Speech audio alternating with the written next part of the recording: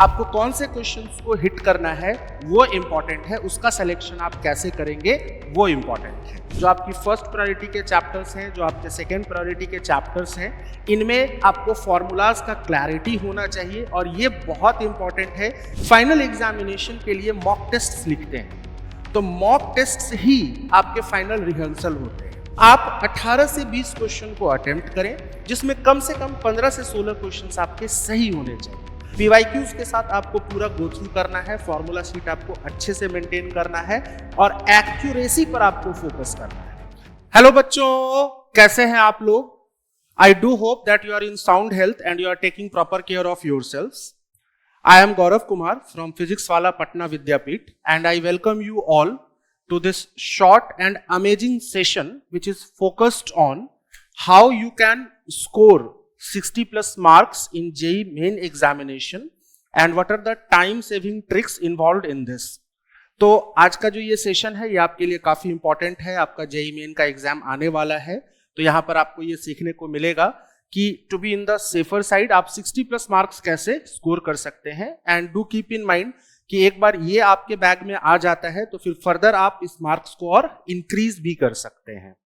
So what are the things which you have to keep in mind for scoring 60 plus marks in JEE main physics examination. तो बच्चों, आपको ध्यान किन बातों का रखना है? अगर आपको 60 प्लस मार्क्स स्कोर करना है तो ये डिपेंड करेगा स्मार्ट स्ट्रैटेजी पर। स्मार्ट स्ट्रैटेजी आप कैसे डेवलप कर पाएंगे, इसके बारे में इस सेशन में हम लोग बात करेंगे। High return on investment chapters के बारे में हमें पता रखना है।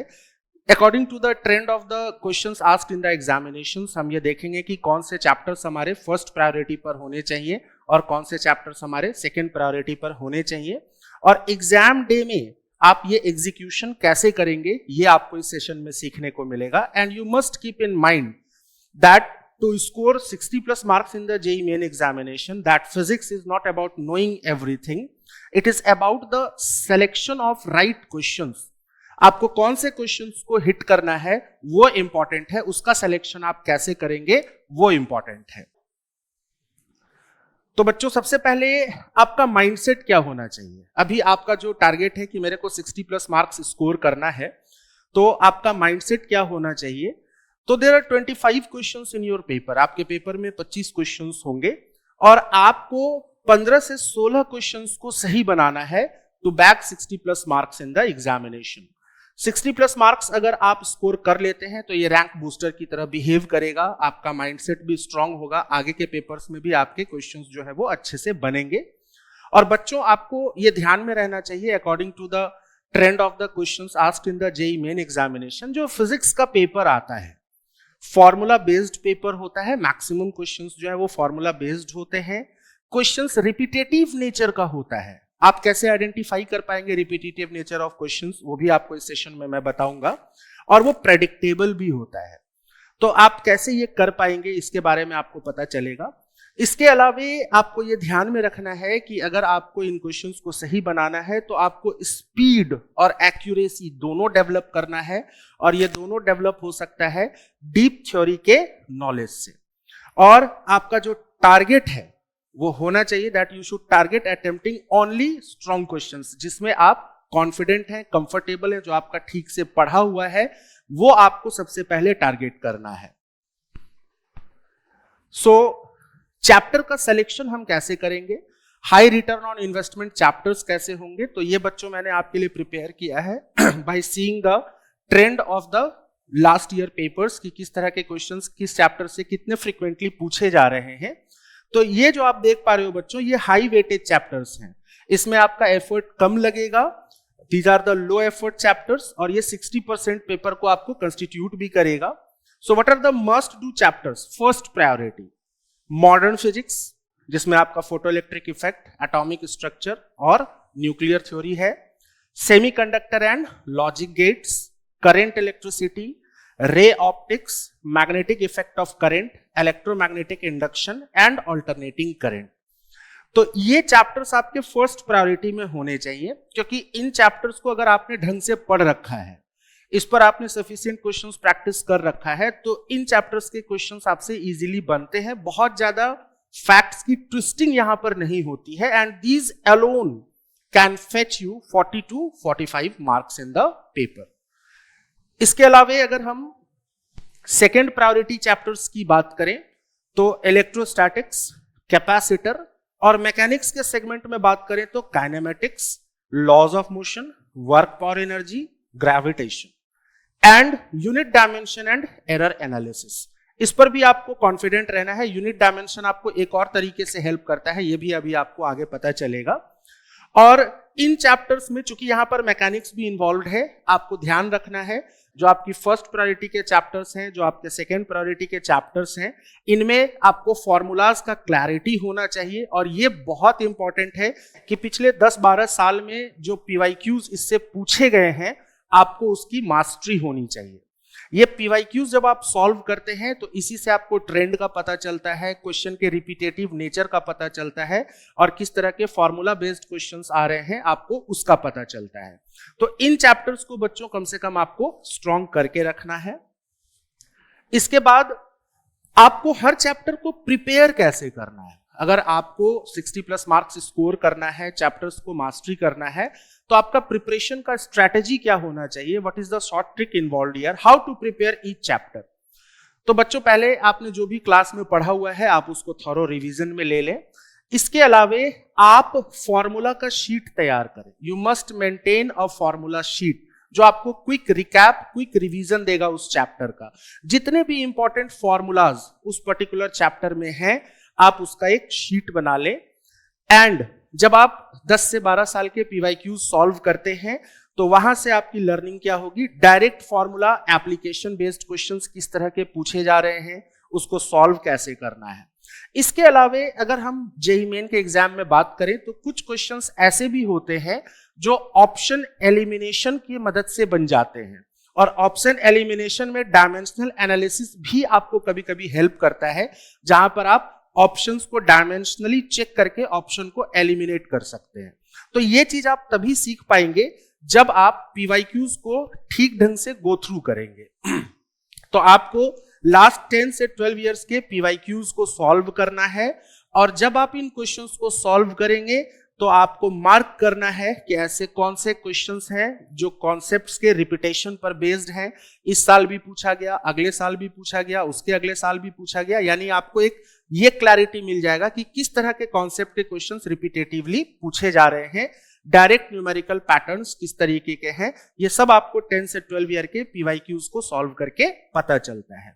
और बच्चों आपको एक बात का और ध्यान रखना है, जब आप क्वेश्चंस को अटेम्प्ट करते हैं, आप जब पीवाईक्यूज को सॉल्व करते हैं, तो अक्सर आपकी हैबिट ये होती है कि आप क्वेश्चन को बड़े आराम से बनाते हैं, लेकिन पेपर में ये यहाँ पे डिफरेंस क्रिएट हो जाता है। पेपर के अंदर आपको उन्हीं क्वेश्चंस को लिमिटेड टाइम में बनाना होता है। तो कई बार जब आप लिमिटेड टाइम में क्वेश्चंस को अटेम्प्ट करते हैं तो वहां पर आपसे गलती हो सकता है, सिली मिस्टेक हो सकता है, तो आपको उसका भी प्रॉपर प्रैक्टिस रखना होगा। तो जब भी आप पीवाईक्यूज को सॉल्व कर रहे हैं तो आपको प्रैक्टिस ये रखना चाहिए कि आपका पर क्वेश्चन जो एवरेज सॉल्विंग टाइम है वो 90 सेकेंड या उससे कम का होना चाहिए। आपको ये प्रैक्टिस करना चाहिए पहले कि मेरे को टाइम बाउंड प्रैक्टिस करना है। टाइम बाउंड प्रैक्टिस अगर आप करेंगे तो एग्जाम में क्वेश्चंस को आप ज्यादा एक्यूरेटली बना पाएंगे। तो इन बातों का आपको ध्यान रखना है यहां पे। इसके बाद जब आप फाइनल एग्जामिनेशन के लिए मॉक टेस्ट लिखते हैं तो मॉक टेस्ट ही आपके फाइनल रिहर्सल होते हैं। मॉक टेस्ट में आप अगर 60+, 70+ मार्क्स स्कोर कर रहे हैं तो इस बात की हाई प्रोबेबिलिटी है कि फाइनल एग्जाम्स में भी आपका परफॉर्मेंस वैसा ही आएगा। तो आपको 60+ के लिए अप्रोच क्या रखना है, how to attempt the physics paper in the examination.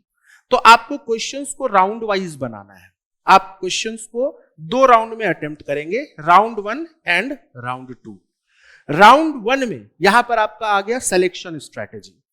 तो राउंड 1 में आपको ऐसे क्वेश्चंस को अटेम्प्ट करना है जो direct and formula based questions हैं। ऐसे क्वेश्चंस जो सीधे सीधे फॉर्मूला पे पूछे गए हैं, अगर आपको फॉर्मूला याद है, आपने फॉर्मूला शीट बनाया हुआ भी है, तो वो डायरेक्ट आपका वहां पर सेट हो जाएगा, डायरेक्ट आपसे बन जाएगा। तो फर्स्ट राउंड में आपको उन्हीं क्वेश्चंस को अटेम्प्ट करना है। आप क्वेश्चंस को स्कैन करिए, पेपर को स्कैन करिए। शुरुआत के 5 मिनट का इस्तेमाल आप इसी चीज के लिए करिए कि इन क्वेश्चंस को मुझे सबसे पहले बनाना है। उसके बाद आप आएंगे राउंड 2 में। राउंड 2 में ऐसे क्वेश्चंस होंगे जो डायरेक्ट फॉर्मूला बेस्ड नहीं है, उसमें कुछ कॉन्सेप्ट इन्वॉल्व है, लेकिन आपने वो अगर पढ़ा हुआ है, जो आपके high return on investment chapters हैं उससे अगर बेस्ड है तो आप उससे फेमिलियर है। तो क्वेश्चन कंसेप्चुअल है लेकिन आप उस कॉन्सेप्ट के साथ फेमिलियर है, तो सेकेंड राउंड में आपको उन क्वेश्चंस को अटेम्प्ट करना है। और चेक पॉइंट क्या है, आपको ध्यान क्या रखना है, आपको पहले राउंड में जब आप अटेम्प्ट कर रहे हैं या सेकेंड राउंड में अटेम्प्ट कर रहे हैं, आपको बचना किससे है, स्किप क्या करना है। ऐसे क्वेश्चंस जिसमें लेंथी कैलकुलेशंस इन्वॉल्व हो रहे हैं उसको आप इनिशियली स्किप करें।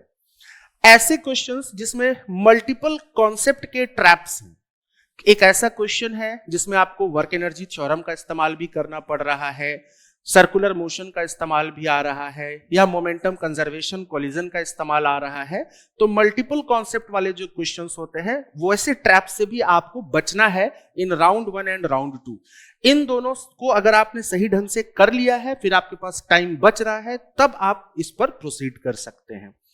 आइडियल अटेम्प्ट फॉर 60+ मार्क्स आपका क्या होना चाहिए, तो आप 18 से 20 क्वेश्चन को अटेम्प्ट करें जिसमें कम से कम 15 से 16 क्वेश्चंस आपके सही होने चाहिए, यानी कि एक्यूरेसी मैटर करेगा। यहां पे आपको ध्यान ये रखना है कि नेगेटिव मार्किंग आपको एट ऑल कॉस्ट अवॉइड करना है, आपको तुक्का नहीं लगाना है, क्योंकि तुक्का लगाने पर ही मार्क्स जो है वो ड्रास्टिकली रिड्यूस हो जाता है।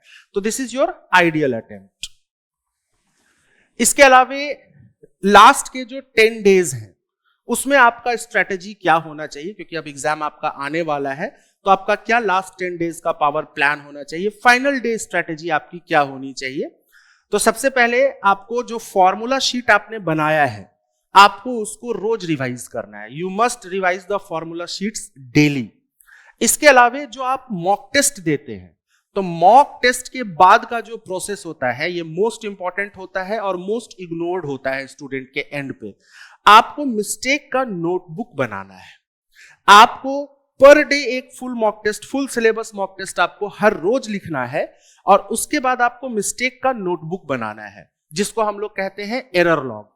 मिस्टेक का नोटबुक आप कैसे बनाएंगे, तो आप आंसर की चेक कीजिए, फिर सीरियल नंबर, क्वेश्चन नंबर, आपका रिस्पॉन्स क्या था, करेक्ट आंसर क्या था और क्यों आपसे गलती हुआ। अगर आप फॉर्मूला भूल गए तो उस फॉर्मूले को वहां पे मेंशन कीजिए, सिली मिस्टेक हो गया, कैलकुलेशन मिस्टेक हो गया, क्या हुआ है वो एरर लॉगबुक आपको मेंटेन करके रखना है। और अगला मॉक टेस्ट जब आप लिखें तो आप एक बार उस एरर लॉगबुक को देख कर जाएं, जो आपको बताएगा कि पेपर के अंदर आपसे किस तरह के मिस्टेक्स हो रहे हैं। अगला जो आपका एरर लॉगबुक है उसमें मिस्टेक का नेचर नया होना चाहिए रेदर देन रिपीटेड मिस्टेक। तो धीरे धीरे धीरे धीरे आपकी एक्यूरेसी डेवलप हो जाएगी। और लॉगबुक बनाने के बाद आपको एनालिसिस करना है और आपको 2 चीजों का ध्यान रखना है। व्हाई क्वेश्चन वेंट रॉन्ग, आपसे वो गलती क्यों हुआ, और एवरेज टाइम स्पेंट पर क्वेश्चन आपका कैसा रहा, क्या वो 90 सेकेंड के अंदर बन जा रहा है या आप उससे ज्यादा टाइम ले जा रहे हैं। तो इसका भी आपको ध्यान रखना है कि आपको टाइम बाउंड प्रैक्टिस करना है। इसीलिए मैं आपको कह रहा हूं कि फाइनल डेज में आपके लिए रिवीजन इंपॉर्टेंट है, 1 full mock test every day आपके लिए इंपॉर्टेंट है, और मिस्टेक का नोटबुक मेंटेन करना आपके लिए बहुत इंपॉर्टेंट है। So what is the golden rule for scoring 60+ marks in the physics. तो आपको ध्यान रखना है, स्मार्ट सिलेक्शन रखना है आपको फिजिक्स के क्वेश्चंस में। आप क्वेश्चंस को जितना स्मार्टली सेलेक्ट करेंगे आपको मार्क्स 60+ मार्क्स में आने की आपकी प्रोबेबिलिटी उतनी ज्यादा होगी। Don't chase tough problems. आप पहले राउंड 1 और राउंड 2 के क्वेश्चंस को निपटाइए, उसके बाद समय बच रहा है तो फिर आप टफर एंड के क्वेश्चंस पर जाएंगे। Trust PYQs and formula seat. जो आपको 10 से 12 साल का पीवाईक्यू बनाना है उस पर आप ट्रस्ट कीजिए। क्वेश्चंस रिपीटेटिव नेचर के होते हैं, रिपीटेटिव कॉन्सेप्ट्स पर क्वेश्चंस पूछे जाते हैं। एक ही तरह का क्वेश्चन जो है वो डेटा चेंज करके अगले साल पूछा जाता है। तो पीवाईक्यूज के साथ आपको पूरा गो थ्रू करना है, फॉर्मूला शीट आपको अच्छे से मेंटेन करना है और एक्यूरेसी पर आपको फोकस करना है। अटेम्प्ट शुड बी एक्यूरेट, तुक्का आपको नहीं लगाना है। And you must remember to score 60+ marks in physics is a strategy, not luck. ये मार्क्स आपको स्ट्रैटेजी के थ्रू मिलेंगे। तो क्या स्ट्रैटेजी आपको फॉलो करना है वो मैंने आपको इस सेशन में बताया है। एंड आई डू होप कि इस छोटे से सेशन में मैंने आपको जो भी पॉइंट्स बताया आपने इसको बहुत ध्यान से सुना है, आप इसे अपनी तैयारी में इनकॉर्पोरेट करेंगे. So on behalf of Physics Wala, I wish you all the very best for the upcoming future examinations. Thank you very much.